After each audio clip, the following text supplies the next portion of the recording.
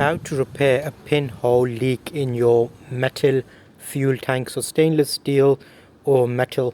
What you'll need is a pinhole in your tank, and a soldering iron is what I ended up using. I've seen a few people use a mixture of things. This one is on Amazon. It's got a few bits. I'll put a link in the description. You can check it out. Soldering wire, flux. This is you definitely need this. It helps everything flow nicely. A bit of steel wool, and I'll show you how I put this together.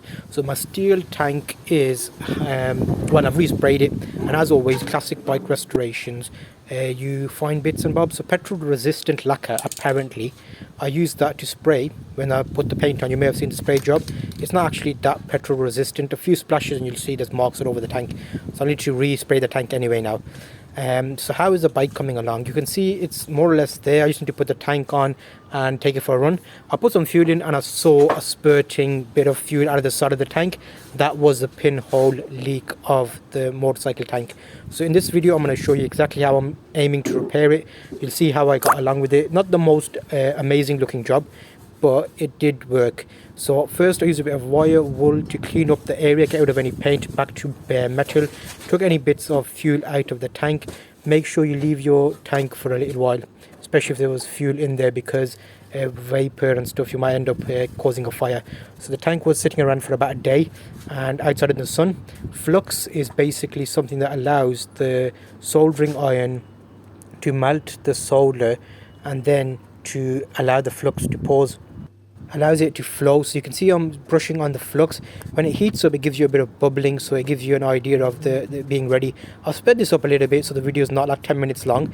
So what you're doing here is you're building up the flux. You can see I'm slowly melting it onto the corner here. It's a very odd place for it because it keeps falling off, but because the flux is there, I'm using that to actually use the iron. You can see I put a nice bit on there, and I'm using a little bit, I put a drop of solder on there and then keep fluxing it up just to give it like a bit of see, that is nicely flowing around now. It's like a patch, and slowly I'm building it back up. I don't want big lumps on there. I want it to be smooth.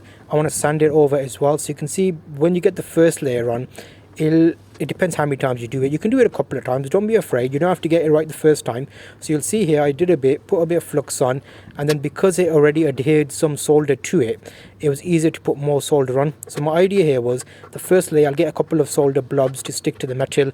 The next one I'll put a bit of flux on, brush those around, use a bit of steel wire wool, smooth it out a bit so there's still remnants of solder on there, so the next layer would stick to that.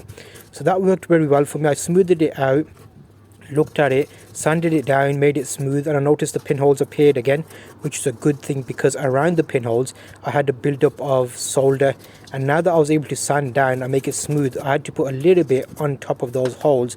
And you can see here I'm using the solder iron just to smooth out any big blobs and kind of making it contour to the shape of the metal tank. So the solder iron is nothing special. The flux and solder you can get all online. I might put links in the description, you can check it out if you have this job. So this would have been a replacement of the tank, or buying something online that apparently might work but you're not sure, because fuel can cause problems with those kind of epoxies and things. So I'm using solder here because basically it hardens out to be steel metal and fills up the holes. So you can see I'm doing it a couple of times, and it's not too bad. Not my most amazing solder job, but it got a nice contour around it. It's not noticeable. I kept putting a bit of flux on there so I could see it smoothing out with the old brush. And you can see here the final result. Put a few pictures up so you can see them.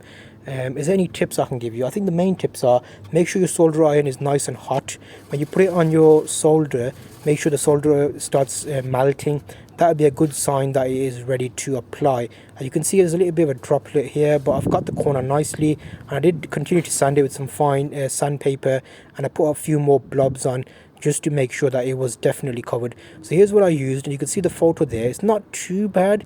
It's slightly bumpy, but I did my best with it. I think if I do a bit of filler over that, I can get rid of those little funny marks, and we should be good.